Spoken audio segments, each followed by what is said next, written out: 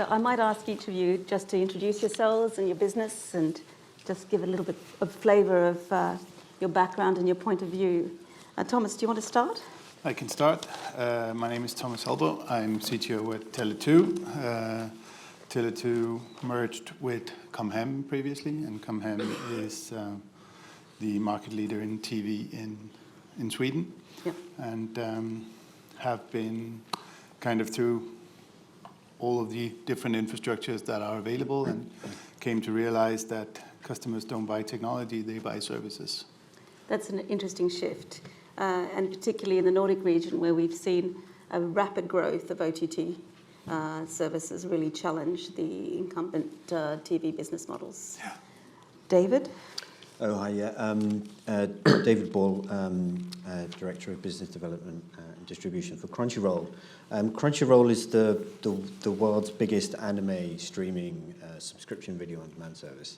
It started in 2006 with a few college kids who went out to Japan and got the rights when Netflix was still sending DVDs through the post and the iPlayer hadn't launched. And in terms of growth, it's scaled amazingly. It's now available in over 200 countries, has 50 million registered users, 12 million monthly active users.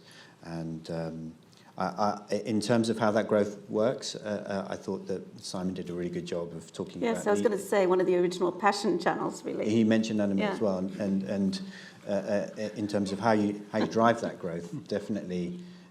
engaging an audience that's there, and then using your digital channels to be able to engage them, super serve them. But I'm sure we'll talk all about how you do that. Richard. Hello. What's your background? Richard Young. I'm the commercial director at Hopster. Hopster is a preschool kids service offering entertainment but with an educational wrap. Prior to that, I started off in consulting, spent some time at Channel 4. I then was at BT from the initiation of TV all the way to BT Sport.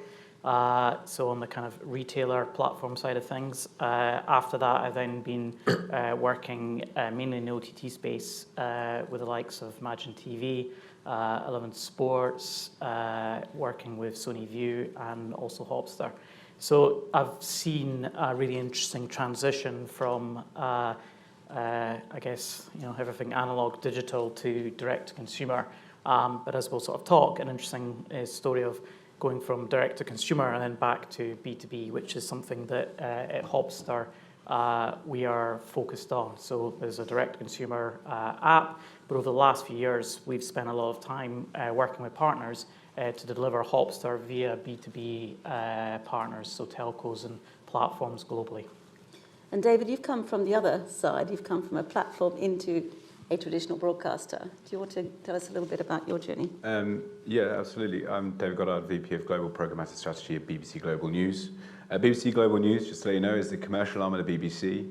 It distributes and monetizes the linear TV and digital portfolio of BBC Global News outside of the UK, returning value back. Just to let you know a bit about our reach, 400 million households with our TV and 160 million unique users on our digital reach, and that's all outside of the UK. Myself, I come from an ads background, so I'm currently leading the Programmatic, which is the automation of our ads business within the BBC, which is a core pillar within Global News' monetization strategy. And I'm also leading a project on revitalizing our OTT app, internationally facing OTT Global News app as well at the moment with a number of my colleagues. We've been in the OTT app space on connected TV for a number of years, and due to the significant shift in the market, and we're taking this opportunity to distribute it wider and look at a more commercial agile strategy. Interesting. And Michael, you're at the other end of the scale where you've been really developing and fueling the software and the infrastructure to try and assist and enable this transformation. Do you want to just have a couple of words about? Sure. I'm McCluskey at Espial, and as Nathalie says, we are specialists at software for video services delivery. Today, I think one of the things I hope to bring to the panel is a little bit of a discussion about digital transformation. Where is digital transformation in terms of its ability to change the way in which particularly traditional operators can offer services to consumers? Where are people at in embracing digital transformation and driving their business transformation associated with that?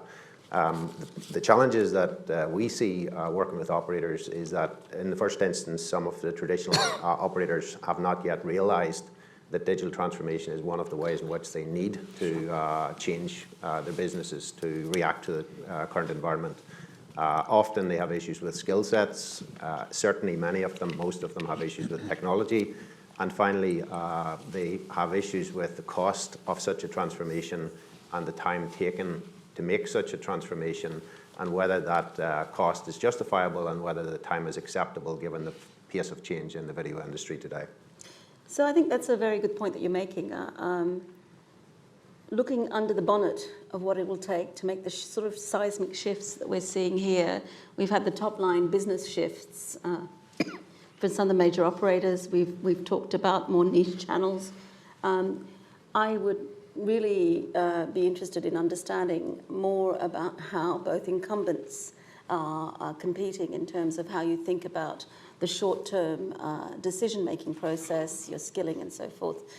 Thomas, what's your perspective on that as an incumbent organisation that's acquired Comhem, which was quite a traditional structure, and that's overlaid a whole different way of thinking about not only the purpose of the business, but the focus, moving it to services. What does that mean? I think from a sort of more holistic point of view, it's all about the customer experience. So we have we are the sort of leading TV provider in Sweden, and have sort of historically had a very good relationship with the broadcasters. And with services becoming more and more technology agnostic and trying to promote sort of the availability on different platforms, that is quite a transformation within, not only inside the company, but also towards the customers. And we've tried to do that transition over the years. Some years ago, we launched with a TiVo platform to sort of lift the brand towards a more premium brand. Okay. And was very successful in doing that. And then recently we launched an Android TV platform to sort of start migrating the customers into becoming more technology agnostic. So it's a hybrid solution that has support for the traditional cable networks and terrestrial networks, but also with multicast IP and unicast IP, and of course the entire sort of app atmosphere built on top of that. Which allows you to then do sort of the transition for the customers more seamlessly than otherwise having to do different applications, doing different logins, subscriptions, and we can sort of maintain the aggregator role not only with the broadcasters but also with the SVOD providers and maintain that good customer experience. And how has that impacted your decision making in terms of both your budgets and your skills that you're looking for, and how are you trying to build an organisation that can actually respond to that?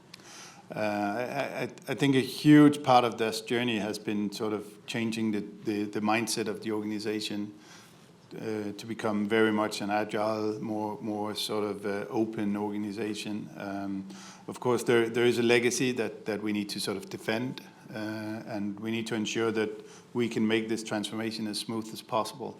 So that is sort of maintaining the existing industry and making sure we can continue to leverage on that, but also building an organization that can sort of reuse that mindset of the innovation and the agility that we need.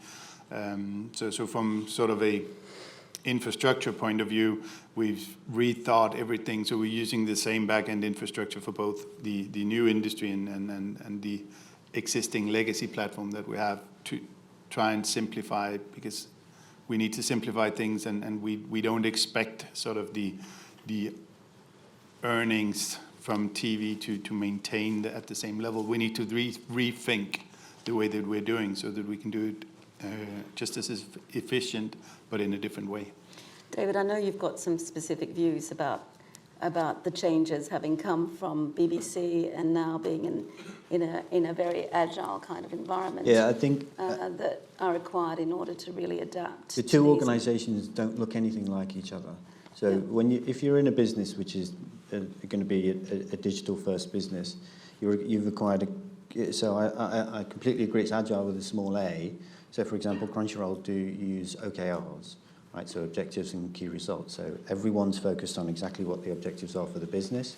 Everyone's focused on their department's OKRs, and they're focused on their own. Constantly reassessing, is everything that we're doing, if we're spending $1,000 here, is that going to help our churn? Is it not?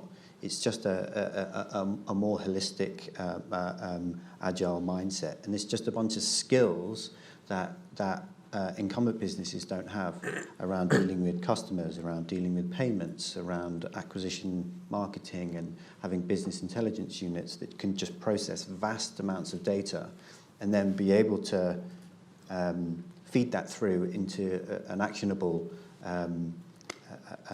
set of objectives for the business. There's a lot of really big incumbent businesses, and I saw it at the BBC, they collect a ton of data and it just sits there. They don't do enough with it.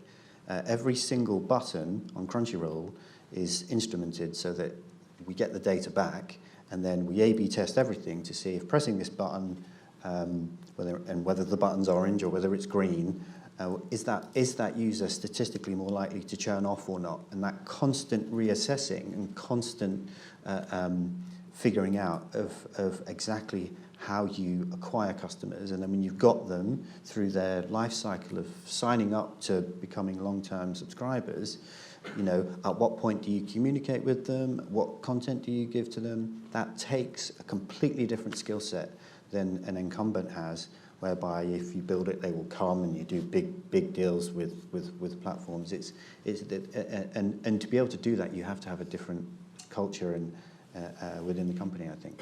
So, David, you're in the BBC now. How are you dealing with this change? Yeah, what's data? No, okay. Look, That's a very good point, because actually, I know you have a different view of data, Richard, so we'll talk about that in a minute. So just coming on to what we're doing in global news at the moment is future-proofing ourselves. As you know, we're looking at the decline in traditional pay TV. We're now focusing on traditional pay TV in certain key markets for us, and ensuring that our digital offering is suitable for the market out there. But it starts with infrastructure first and foremost. Also, I like the way we're talking about bringing certain expertise across our business. I'm working with people previously I didn't interact with as often, so my digital or TV specialist down here at the front, various other people across our business, pulling expertise across the business to help push this forward. Infrastructure is really important to enable us to be commercially agile. We've got to make sure we've got the digitized element of our TV streaming service, which previously has relied on our old infrastructure that enabled linear TV, which hasn't been renowned to be commercially agile, but has supported our linear TV business for the last few decades. Then it's being clear about what are our key focuses here. So we're looking at reach and revenue and ensuring that our distribution and marketing strategy when launching these products are there to drive maximum reach, and the byproduct of that is revenue. We touched on SVOD, but we are primarily focusing on an AVOD solution here as well, which is really important. And that's reinvesting that in some way, shape or form to innovate. And then, again, that feeds back into the reach. So it's making sure that we're continually growing that reach and revenue opportunity. It's a really interesting opportunity for broadcasters out there when moving into the OTT space. I'd like to say you've got to be clear when looking at these revenue opportunities that it isn't eating into another ad revenue opportunity or subscription revenue opportunity. It needs to be incremental. And I really feel that this OTT app space is an incremental opportunity for broadcasters. I've been working in the digital advertising space, valued at $55 billion in Europe at the moment, and we've been waiting for ages for TV revenue to drip over to digital.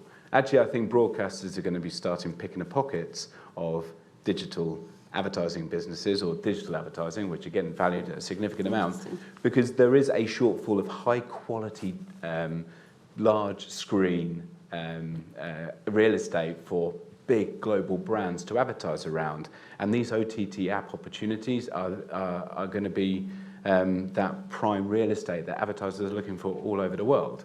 So I definitely consider an AVOD solution. Also, we're talking about the SVOD solutions. We'll probably come on to that, though. There are very few places in the household at the moment for multiple SVOD opportunities. Nielsen measured that the average household will have about 5 max in mature markets digital SVOD solutions. So you've seen 5 up on that board earlier on. Yeah. To buy HS Market. How are we going to topple one of those consistently? I do agree with the niche element. There are opportunities there, but for global broadcasting, it's going to be a challenge. You make a very interesting point, which is that it's not all doom and gloom for traditional broadcasters. Actually, it's a two-way street. And if you look at things like the fact that smart TV devices are the fastest growing devices that are selling, so there's some desire for a big screen experience still, that those devices are becoming more sophisticated in how people navigate all of that. That sort of fuels your comment about actually there's still a lot of leg room left for traditional big, beautiful 30-second ads to actually make a play in the OTT space. I'm going to move to Michael, actually, because, Michael, I know you have quite an optimistic view of the industry, and and it's about pivoting your point of view beyond just sort of a binary linear point of view, that actually at the moment we're in a boom time in terms of TV consumptions. If you define TV consumption as consumption of content across multiple screens and engagement with that content, including by younger audiences who are actually viewing, when viewed collectively, a lot of content quite consistently. Michael, can you talk us through your journey with trying to work with broadcasters to try and transform their thinking about that, the new opportunities in digital and what that means in terms of infrastructure and cost models? Sure. So I'm going to start by a couple of comments that I've heard in the last 3-4 months from people who sort of caused traditional operators to sit up and sort of start to argue. The first one was I was at a show and an OTT provider said churn is good. Now, if anybody's in traditional environment, churn is absolutely bad. It's terrible. It's a sink of money. You really want to avoid it at all costs. But if you think about what that person was saying, that person was actually making a comment about a market segment. They were saying that certain consumers will want to subscribe to a season of something, a season of Game of Thrones, a season of football or MLB or any other sports event. And at the end of the season, they will unsubscribe, and then at the next season, they will resubscribe. So the mindset there is about how do you target that segment, how do you serve value to that consumer, and how do you do so in a manner that does not kill you from a cost perspective. So there, from a digital perspective, what you're looking at, how do I reach that consumer, how do I onboard that consumer, and how do I do so in a manner that keeps costs to low or no cost, so that that's an attractive segment to me and I can serve it well. Another comment that I heard recently was, again, a cable provider in the United States said there are no cost cutters. And of course, everybody leans forward in their seats and says, but, IHS, they're up there, they've got all the stats, it shows that there are definitely cord cutters. But what that person was really saying was, I have a relationship with consumers. I'm a multi-service organization. I serve voice, I serve video, I serve high-speed internet. I'm getting into IoT. I offer security services. Many of them offer Wi-Fi systems. Many of them offer mobile. They have a relationship with a consumer. What they're not doing is they're not serving the video consumer well. And that's where the cord cutting, cord shaving is happening. So they have the relationship, they have an opportunity, but they're losing that because they can't properly serve the video services to consumers. So that's where digital, I think, can tap in and address some of those things. The final part of this is we've talked with some of the speakers previously about business models. And obviously, if you're providing service to consumers, consumers are a key part of the service delivery. The other part of that, though, is in a dual-sided business model, you need to look at other people in the ecosystem. And it was interesting hearing the speaker talk about, having an ability to deliver content to the X1 platform, because that means now that there are relationships that had not previously existed that now need to be put in place, and that needs to have platforms that can support those business relationships so that the ecosystem works going forwards. And it's interesting because actually that the whole KPIs changing now. So people are talking about customer lifetime value as being the key metrics that's driving organisations. In the old days, it was how many subscribers do you have and how long can you keep them and when do they churn, and you'd manage churn. But actually, in a complex environment, Thomas, you would have that challenge in a complex environment where you've got several products that you're selling to the same customer, or services, I should say. That tracking all of that is quite an important key point. And even for a company like Disney, there's a lot of noise made about competing with Netflix. I suspect it's also part of a broader play that Disney is a complex business. It's a franchise business. It delivers across not just TV and video and film, but it also has parks. It has a very strong retail business. And one of the challenges it's had in that business is tracking its customer across all of those tentpoles. And going digital will enable it to do some of that. So it's not just Disney as a content business, but of course the platforms themselves that sell all sorts of things. In Europe, we've seen that actually cord cutting has been lessened because it's a converged market. So more of the operators are selling bundled products. So if customers are not satisfied with the TV service, they don't automatically churn because they have other things like broadband, which is really driving their subscriptions. And we've seen companies like Virgin and Vodafone really double down on the broadband as being the driver for retention. I think you have a perspective, Richard, on that, data versus everything else, and you've come from a background at BT. Do you have any comment on that, particularly from the retail perspective, and how a retail focus actually drives a slightly different mindset to how you manage this new customer base and new model? So, I think there's some interesting dynamics going on, and I agree with the panel and David's point about different organisations being set up differently. So, BT ultimately was a retailer. It got into TV. It was trying to work out how to sort of feel its way around the TV space, but it was always pretty good at retailing. And most platforms typically manage that side of things pretty well. If you're a content player or a studio and you're going to the direct consumer space, that whole retail mindset and capability will be a big challenge. And I think it's not obvious that you'll be able to do that. How that then plays out is differently. So I think where the big platforms sometimes challenge is they're not agile enough in creating compelling propositions. They tend to do things well if they're big. So BT Sport was a big thing that BT did pretty well. But in terms of kind of serving different, more nuanced propositions, I actually think that there are other people in the market that do that better. What platforms are good at is ultimately aggregating services and billing to their customers and having a relationship, and they're far more efficient in the way that they can market to their own customer bases. With something like Hopster, what's quite interesting in that world is we actually started as direct-to-consumer, OTT, bypass all of these platforms. But when you look at the data, and that lifetime value equation is really important in the digital world as well, because if you're acquiring customers, you've got a cost per acquisition, and then you look at your lifetime value, and you kind of think, how do I scale as a business? And I've seen this across 5 or 6 different sectors in the OTT space, where that fundamental challenge about how you scale means that unless you're chucking loads of cash at this, or you got in there first, the growth piece can be challenging. So what we've done is almost kind of start completely OTT, but flip to a model where we support B2C, but we're sensible about how we acquire customers in that space, looking at the data. But then we actually work with internationally a range of partners, both traditional TV platforms, but telcos, marketplaces, where we use their relationship with customers to push the Hopster service and product via those channels to the customers. So we find that very efficient. You did something interesting in the Nordics.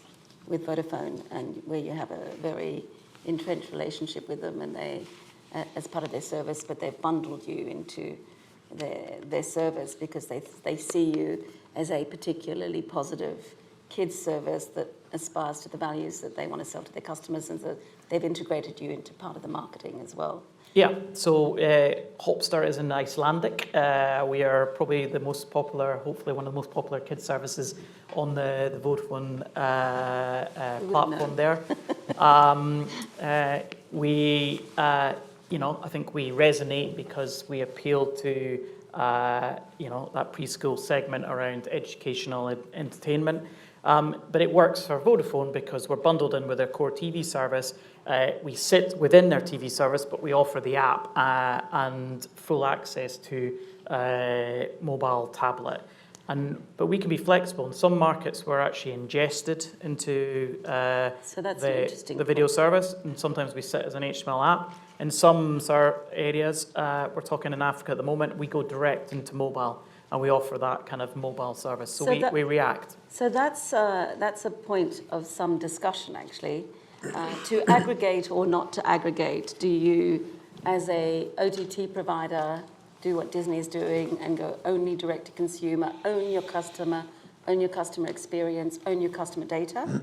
Or do you do an Amazon play and get lots of subscribers but really have no ownership of, and Apple Plus, I imagine, will be like that too, over the user experience and the data within that. David, I know you have quite strong views about that. Do you want to share some of the pros and cons you see in those different really approaches to distribution? It's a difficult decision to make, particularly for a very niche vertical that owns that vertical, where you've got a hyper-engaged audience and you've got tons of data, you've got a really strong customer relationship there. For example, we had to create the superfan pack that cost a little bit more than the average subscription service, and added a few extra things because there was a subset of our audience that was so hyper engaged they almost wanted to pay more. There's e-commerce on our site. We've got there's forums. You can comment on the videos and not just watch the videos. So, and that's been a key element to what we call the flywheel of growth that we've seen. And yet, let's say someone like Amazon Channels comes along and they solve a bunch of stuff for you. So there's a billing relationship, there's a very seductive looking reach number. Yes, I think that's critical. They're on, and it has seduced many. Right, and there's they're on all these devices. Yeah. So you don't need to test all of your HTML5 versions of your app. You don't need to develop for Samsung's UI and LG's UI if you want to be on smart TVs. So it solves a ton of problems for you, but brings with it another set of problems because you don't have the data. But most importantly, it's an existential question around your brand and around whether your brand actually is retained within the user interface and the consumption experience of what is another app experience. You're subverting your content and your experience into another ecosystem, which is it's the same thing for a platform. If you were to do an app on a platform, the discovery experience is controlled by that platform, and how your content is discovered is decided on where your metadata sits. So I think that's a very important point because it's often overlooked by distribution teams that are really keen to get the numbers up. In the old days, it would be, if you're a linear channel, it's like, where's your EPG slot? Yep. Whereas, now, where does your metadata sit? How is the content branded when it sits within that aggregated kind of space? Hard to negotiate once the horse is bolted. And that's kind of the key because, with Apple Plus, with Roku channels, with Amazon channels, with, ISPs and big pay TV providers going app-based, thinking, we'll aggregate other services. you could do an initial deal and you can say, you know what, I'm going to do that and it's going to be fantastic. But what's going to happen when that deal gets renewed and then the algorithm changes and they've changed the rules about how things are branded? Are you going to pull off, or are you going to get hooked on the crack of the reach, as it were? Also, on an original commission, how do you really get to a deep understanding of what your customers are watching, what's profitable for you to invest in, if you don't own that relationship and that data? I think that this is one of the tensions that we're seeing develop with a lot of platforms. I guess for niche platforms, having that direct relationship is quite important. It is, but I mean, the flip side, might work, right? Because you might get a broader set of data, and it's about how you negotiate. And I think current, Amazon, I don't think it's any secret, have gone in quite aggressively towards owning that experience with their and the data within it, with their channels get a and lot the of data within feedback. it. But that's because it's in their DNA, because they do that very well in the e-commerce space. Apple not so much maybe, and I think there's going to have to end up being a coexistence between the aggregators and then the sub-brands that sit within those aggregators, because the aggregators are only going to be as good as the brands that they actually have within their services. Thomas, what's your position on that as the aggregator of choice in your territory? No, I think that how do you balance those interests? Yeah, I think you need to have an aggregator in order to have sort of the broader audience with you. Of course, you can have niche channels and you can have Crunchyrolls that support sort of an area, but in our customer base, we have to sort of balance between having 50% of the customers being 50, 55 plus, and then also we need to engage with the new customers coming in, and having that possibility of providing a service that people don't have to care about. Live TV and SVOD services are two completely different beasts in this. Okay, that's an interesting point. And you could basically say that having live TV services with sports events, for instance, a football match going into penalties, it's like having a DDoS attack on your infrastructure, because there's tons of subscribers aiming for that specific channel and that content instantly. And none of sort of the SVOD services see a similar thing. But by aggregating things into one environment, you get the benefits of having both. And are you willing to be more open with your partners in terms of data flow and data reporting, so that they're able to respond and improve their services in line with all of that? Do you find that that's changing your processes in what you report back to your subscribers versus what you might have 5-10 years ago, when it was fairly basic and it was really about the business model and reporting back CPS? Yeah, and I think there's actually quite a big difference between sort of the Amazons and the Googles in the world and the pay TV operators, because the pay TV operators come from a different position. So we're used to working in collaboration with the broadcasters, where they see benefits, then we see benefits. And with adding sort of the new SVOD environments, we are more open to share that. I agree with that, and that was my last point about it coming to a balance. I think that an aggregator needs to come to the position of a pay TV aggregator and give the prominence and the awareness that those brands require. Otherwise, it's not going to work. And we're seeing Netflix starting to say that they're going to give back a little bit more data. That's a different thing, calling Netflix an aggregator, but in terms of, but yes, you're right. No, you're quite right. Not an aggregator, but in terms of the willingness of platforms to release some of the information you need to be able to refine and develop a service. But I think Netflix is also starting to see the pressure of other sort of SVOD services pushing them towards into that area, and I think Netflix in the past 2 years has been even more open to integrate with everybody in the pay TV space. And Apple has actually publicly declared that that's one of its differentiators for its new Apple Plus TV is the sharing of data with content suppliers. David, you deal with live stream channels. Have you got any thoughts on aggregation versus direct to consumer?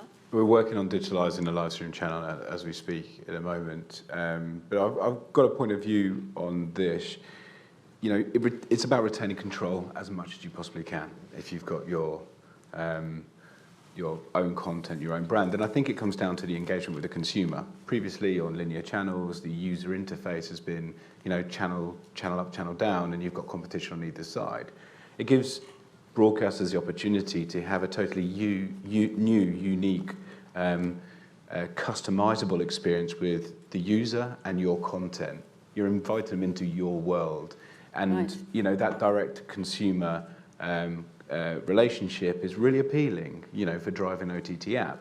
I absolutely understand, though, the reason by going to a, you know, B2B and having those opportunities to scale quickly is really important as well. You know, I think we're going to see mixed strategies from multiple publishers who are starting here, using that opportunity to scale quickly and drive interest with their own direct-to-consumer app at a later date.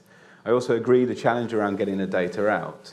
I'd like to put a different perspective on this with like GAFA, or especially, you know, Google and Amazon as well. Yeah. If you're looking at less an SVOD model or an AVOD model, there's a lot of theory behind them stepping on broadcasters or publishers' toes about taking revenue from there. But what they have done, and this is an alternative opinion, and I agree on both, you know, so on both sides of the fence, they have brought a significant portion of direct-to-consumer advertising revenue from the search world into an advertising world here. So if you do have a direct-consumer product that is driven by AVOD, then there is a real opportunity to partner with Amazon and Google around the distribution element of it as well, because they are providing the ad infrastructure and bringing unique demand, therefore supporting your direct-to-consumer model.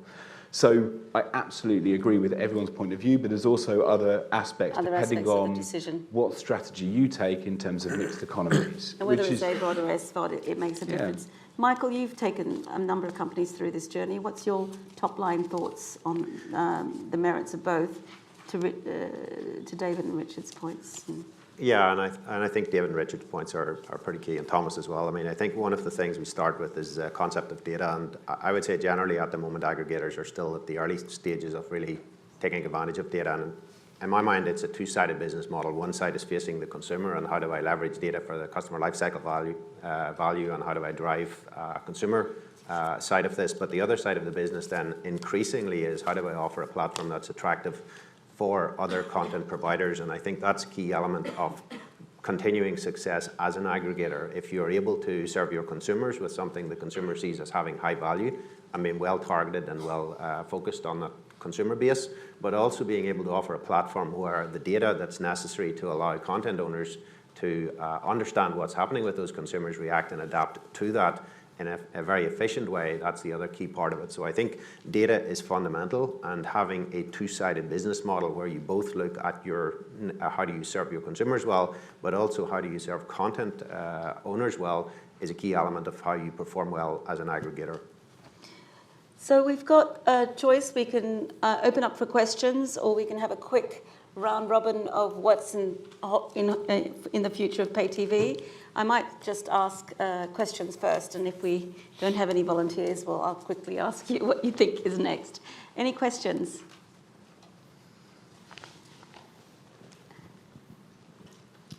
Yes, for David at Crunchyroll. In terms of whether you aggregate or not and the data that you share, what are your red lines? I mean, what do you have to even think about being aggregated on someone's platform? It's a really good question. It's going to come down to money at the end of it, but as a minimum, to make sure that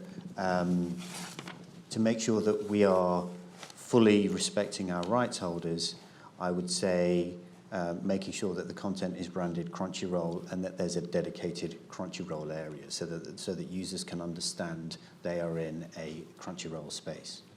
Now, we can't say that we're never going to aggregate. I think the friction between going from app to app to app to app. If you live in a space where you've got 5 or 6 or 7 subscriptions, you're going to have to aggregate. And obviously we're looking at that, but making sure that you're in a branded experience is key to us. Anyone else? Any questions? Yeah.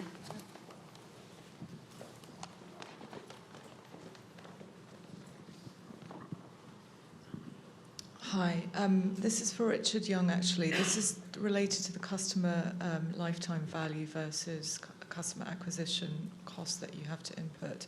And you talked about the growth and throwing there are instances of throwing a lot of cash during this growth phase. So how do you minimise the cost of maintaining the growth of the Hopster across territories?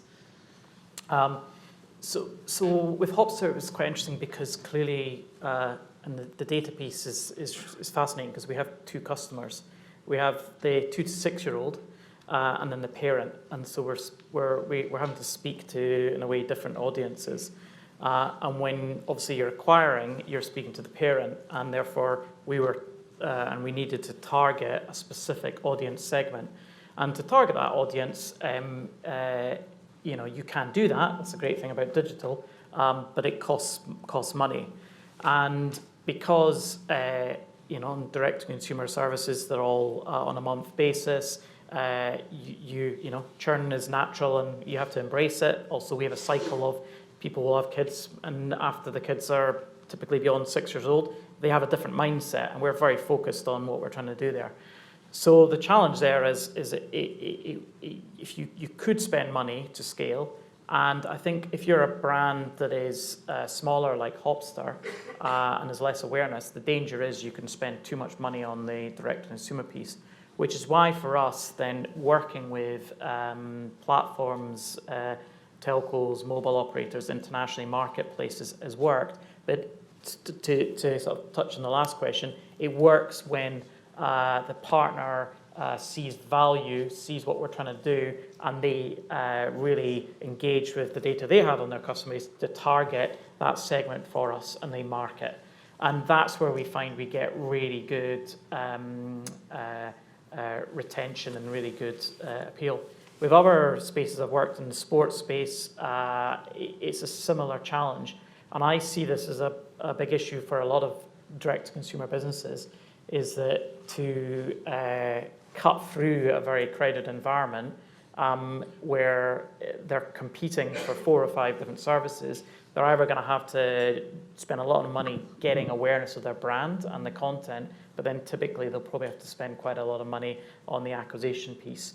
And my suspicion is that because of that, we'll end up in a world where there will be some direct consumer relationships, but I do think typically there'll be some kind of aggregation going on where a platform is fundamental in their role as a retailer who's more efficient than you would be of going digitally.